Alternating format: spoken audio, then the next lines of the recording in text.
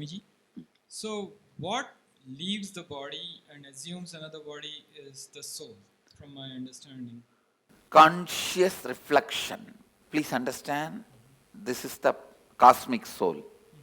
If I keep the mirror here, that reflection is the individual soul.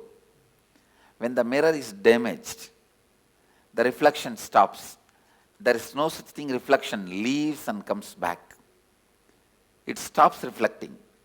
And there is some other place, some other mirror with the same quality up. The mirror is made and again it starts reflecting. What leaves the body? Does it carry all the memories?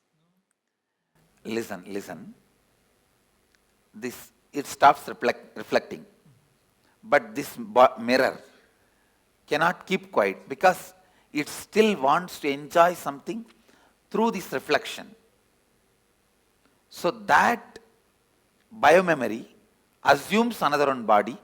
Again, this mirror, this reflection continues to reflect there. Your soul, my soul has no difference. Your biomemory and my biomemory only has a difference.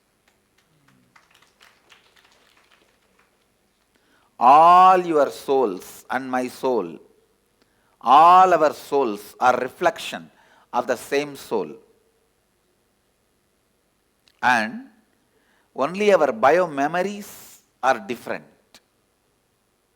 Your biomemories only create another one body.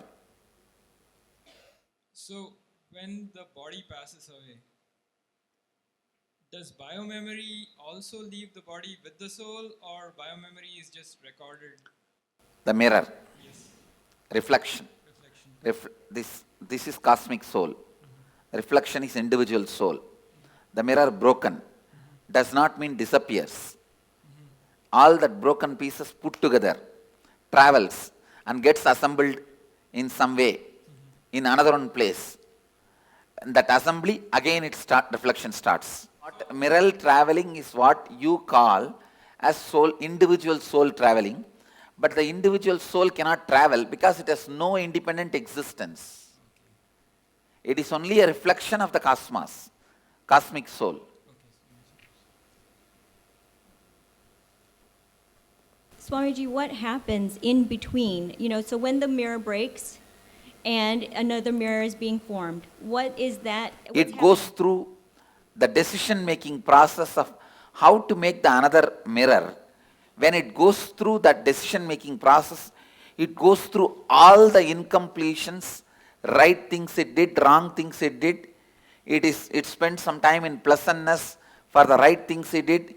It spends a lot of time in the guilt and suffering for the wrong things it did. And not being in the space of completion, for that whatever suffering it needs to go through, it goes through.